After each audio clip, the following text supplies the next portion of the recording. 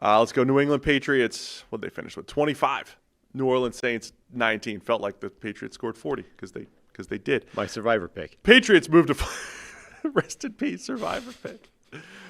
For those just tuning in, Sam wanted to pick the Patriots and accidentally picked the Cowboys. He's out. See you next year. Yeah. Patriots 4-2. Saints fall to 1-5. Strange game all the way right off the bat. You have Drake Maye hits Demario Douglas with an incredible on Demario Douglas's part. Good. I mean, it was a great throw by Drake Maye, but Demario Douglas weaves through the defense for a 53-yard touchdown.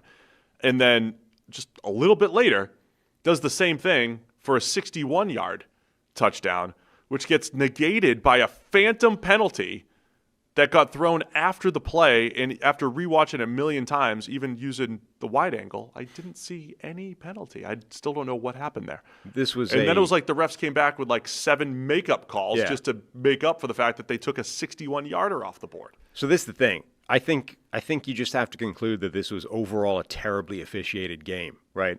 And because obviously everyone, like the conspiracy theorists, are but it's not even. It's like, they hate the Patriots. Look at them. They're trying to.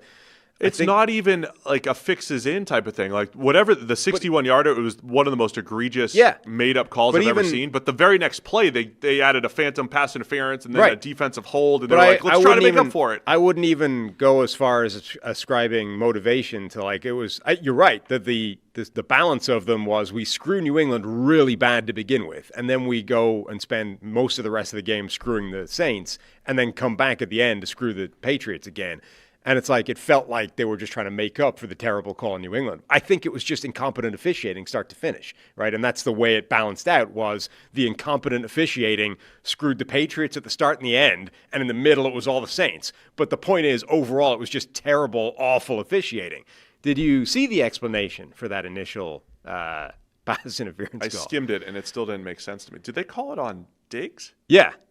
It basically, so the reason, because it was, number one, it didn't look like a penalty at all. And number two, the other element of it that was weird was how late the flag came out, which is maybe the latest flag I've ever seen on a play. Because the broadcast was like showing the replay. Yeah. Talking about the great play. Unbelievable by Demario Douglas. What a great play. And then they were like, there's a flag? Like they people were waiting thought, for the extra point. People thought the flag was on the celebration. It came out so late. Right. So he says, all right, the pool report to the official, referee Adrian Hill. The follow-up question, mechanically, with the later timing of the penalty and the subsequent, they always ask these questions in a weird, like, the question you want to ask is, why did the damn flag take a week and a half to come out? Instead, the question was, the follow-up question, mechanically, with the later timing of the penalty and the subsequent announcement as both teams had their special teams units on the field, how did that unfold, the timing?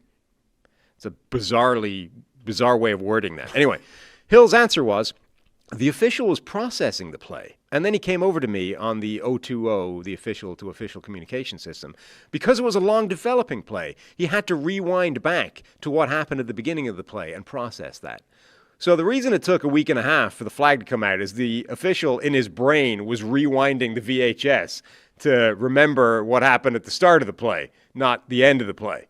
So this, in the Diggs one, I think he ran like a little 5-yard out. Yeah. And there was like a little contact at 5. So this whole, the whole Bob Douglas thing has happened, and this guy's in his head is rewinding to the 5-yard out at the start of the play, being like, was that the pass interference that I thought it was? Yeah, I think it was. And Pop Douglas, Demario, awesome play. 2 awesome plays. The fact that he got into the end zone on both of them. Yeah. And, I mean, we'll talk about Drake Maye in this one. Drake Maye's official stat line, 18 of 26 for 261, 3 touchdowns, and 140 passer rating, 10 yards per attempt. It's a good stat line. I mean, look, last week was being billed. Doesn't even do justice to how well Drake Maye played. Last week was being billed as, Drake Maye's coming out party against the Buffalo Bills, and he looked like Josh Allen against Josh Allen. And then you're like, okay, that's great, but it's one game on primetime, albeit against elite opposition.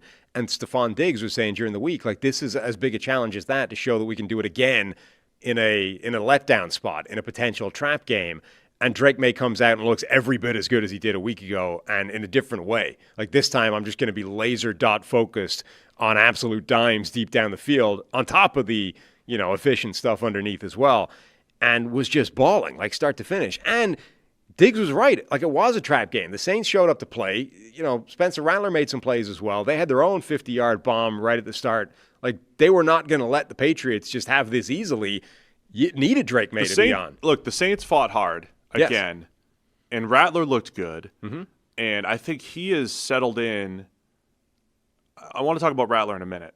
The Saints made a few mistakes, and the Patriots made some really key stops in the fourth quarter to handle the comeback. But I want to talk Drake Maye. Let's start with Drake Maye because he has the 2 Pop Douglas plays early in the game, both really nice throws. They end up sealing the deal with a back shoulder to Kayshon Boutte, who had a great game. That was with game on the line, 21-yard back shoulder, great connection there. After the negated touchdown, it wasn't like the Patriots completely got screwed here. They ended up still scoring on that drive later on, in part because I think there was a makeup call. There was like a 21-yard pass interference against Kyle Williams, which was like, I don't think that was pass interference, but Patriots probably earned it after they took a 61-yarder away from them. But the Kayshon Boutte touchdown that Drake Maye threw into tight coverage, Boutte made some great plays in tight coverage. Then they're backed up they have a Stephon Diggs offensive push-off or whatever they called, which was suspect. Mm-hmm. Drake Maye dropped that in a bucket. Yep. And then there was a pass on 3rd and 27 to Mac Hollins where there's a little bit of contact, and it looks like an overthrow because there's contact. But, man, if he's not slowed up by that contact, that's another 45, 50-yard dime by Drake Maye. And this is when they're just backed up 3rd and 27, and it looks like he's just heaving it, and he puts it into just a perfect spot. Maye is looking unbelievable right now. Yeah. Pinpoint accuracy, pocket movement with a purpose with Maye. And for a guy whose biggest question mark, I think, coming out, is like, he misses some easy ones. And he's completing like 73, 74% of his passes. And the stat line of 140 passer rating, which Scott Hansen kept citing as passer rating on Red Zone 900 times yesterday, it should have been perfect probably if he just add a couple of those downfield dimes that he had that should have been caught and counted. Hey guys, real quick, only 40% of our viewers are actually subscribed, so let's change that. Hit that subscribe button, and now let's get back to the action. He was fantastic in this game. Really, really good. The other thing is huge play in the game. It's a one-score game. You look at the numbers. It's very, very similar both sides, except the turnover battle. Yep. 1 to New Orleans, 0 to New England, and that one is a big one. Razor thin as well, though. Like Juwan Johnson's caught the ball, he's going to ground, and a peanut punch comes in, and it's like, does the punch knock the ball loose before or after his knee touches the ground? And it definitely makes contact, but it's one where it knocked it loose, but he sort of still it knocked it from his hand, but he then turtled up and is like, I'm still clutching it to my groin effectively, right? Like the ball is still sort of... When does the loss of possession start, basically? It's like, is he in possession when he's sort of in a fetal position surrounding the football, even though it's been knocked from his hand? And then when he goes to ground, the ground causes that whole fetal position thing to unfold and the ball comes down.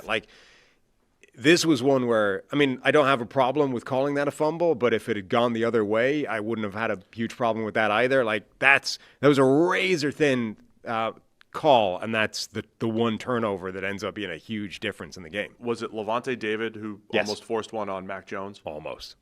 But I thought that was the same thing, where the punch happened, the loss of control happened later than the punch. So when you start to go frame by frame, and Mac Jones had his shin down before that one his I think knee, was even more debatable, but it was the same idea, It was the same idea and very close.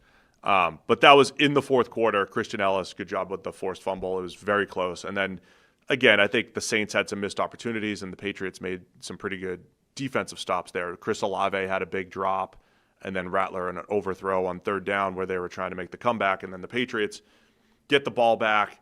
They're in 3rd and long, and they seal the deal with that Drake Maye to Kayshon Boutte play. But I think, again, Rattler, for a guy like Spencer Rattler, who was sacked a ton at South Carolina, had his struggles with ball security and taking negative plays last year for the Saints, he's really morphed into get rid of the ball quickly, make good decisions with the ball. And in this one, like last week, hit a couple of those deep shots. Last week, Rashid Shaheed. This week, early big play to Chris Olave, and just keep them in a game. If the rest of the Saints team was good, I think their playmakers are okay. Yeah. With Olave and Rashid Shaheed and Juwan Johnson, they're okay. But you need better offensive line consistency. The defense, they're just not one of the more talented teams in the league. We've said that all season. It's one of the stories of the year for me, though, right? Like, they're going to have a top 10 pick next year, maybe number 1 overall, and they'll have a decision. This isn't – I don't know if it's like the Bears saying, do we want to keep Justin Fields or do we want to draft Caleb Williams? I think that was a slam dunk decision, but they at least teased that they were going to think about it. Do the Saints have a legitimate decision with the year 3 of Spencer Rattler? By the way, they spent the second on Tyler Shuck, who's backing him up, versus a top 10 pick next year. I think Rattler's absolutely playing himself into this long-term discussion for the Saints. I mean, it's an unusual call. I think the Fields thing was relatively close at the time. People wanted to go to bat for Fields. Maybe. What did he go, 4-2 or whatever in his 5-2 in his last 2 starts? And it's like, look, but the difference between the two is that you had investment in Fields. Like he was a former first-round draft pick with supreme talent, et cetera. It's unusual. You rarely get a situation like this where Rattler was, a 5th-round pick in the end? A guy that maybe we thought should go in the 3rd or whatever, and end up sliding in that draft where a lot of guys, where the next tier slid. But you rarely have a guy who's given that kind of opportunity, looks pretty good in it, and then but the team is bad enough that they lose those games, and end up in a position to draft the next guy. And it's like, because number one, you rarely get guys in the 5th round that get given that kind of opportunity. I mean, the last one was sort of Sam Howell, right? And he had that one season where he looked pretty optimistic. They gave him the next season. He was awful. Yeah. So But they didn't have the choice. It wasn't like they gave up a first round. Yeah, this is like if Sam Howell had played well in the year that he got given the starting gig, but somehow they had also lost all the games and ended up picking in the same spot, right? Like instead of, it's like they had the Jaden Daniels option, but Sam Howell actually balled out before that spot. That's kind of where they are with Rattler. Now, he's not played quite well enough that I think it's like if it happened tomorrow, right? If the draft starts tomorrow, I mean, who knows what the quarterbacks look like. But let's say fast forward and we end up with the exact same scenario for the rest of the season. I don't think you would say Rattler's played well enough yet that you could pass up a top quarterback. But it's starting to get to a conversation. And I see Drake in the chat saying, I don't believe in Spencer Rattler. Like, if I'm being honest right now, I don't know. I mean, we're 6 weeks into the season, and I'm just reciting what I'm seeing. Yeah. It's been pretty good. But it's gone from... But I don't know. Like, we'll see there's a lot of football to be played. It's gone from the assumption that Tyler Shuck was going to be starting this season to actually Tyler Shuck hasn't won this job. We can't possibly give him the gig. And you're like, well, the Saints are done now with Spencer Rattler at QB. This is awful. And Rattler's looked pretty good. Like, Rattler has not been the problem for the first, few weeks of the season. They're 1-5. You wouldn't say any of those games are because Rattler's not good. Agreed. And then just from a New England perspective, Drake May's playing legit. We don't talk MVP a lot here, but if you're doing MVP races and the whole thing, he's going to be on it. And their schedule's not difficult, right? So early in the season, we said, look, we don't know if the Patriots have completely overhauled this roster yet. Don't know how it's going to work. Don't know what Drake May's year 2 development is, even though it was optimistic in year 1. But he's looking outstanding. You have Vrabel there. They're 4-2. They play the Titans next week. The Browns 2 weeks from now. I mean, they could be looking at 6-2. Yeah. And again, they still have to play the Jets twice. Like, they don't have a difficult schedule. They already beat Buffalo in Buffalo. Yeah. So this looks like a playoff caliber team that's found their quarterback and head coach, and we'll see how much they take. You don't want to have any slip-ups, right? If you think you're that good, you can't slip up against the Titans or the Browns. But if they take care of business, they're going to make a little run here. Going all the way back to preseason, if you looked at strength of schedule based off the sort of Vegas win forecast as opposed to last year's record, there were only really 3 teams at either end of the spectrum that had a notable schedule, right? 3 teams with an easier than the group, and then 3 teams with harder than the group. So effectively only 6 teams that it really made any difference to, right? Everyone else is more or less in the middle. There's not much difference. The Patriots had the second easiest schedule in the NFL on paper heading into the season. The 49ers had the easiest. So, the Patriots schedule is a real thing. And we were saying, look, even with that in mind, this is a team that could win 4 games. They could win 11 games. I mean, right now you're looking at it and saying this could be an 11-win team. It's closer to the 11 right now. They could potentially threaten the Bills for the division. More likely, they're going to be sitting in one of those wild card spots, and this is a playoff team right now. Thanks for watching all the way to the end of the video. Check the Mic is live every Monday, Wednesday, and Thursday, so be sure to hit the subscribe button so you don't miss a thing. And the all-knowing algorithm is convinced you'll also like these videos, and who are we to argue?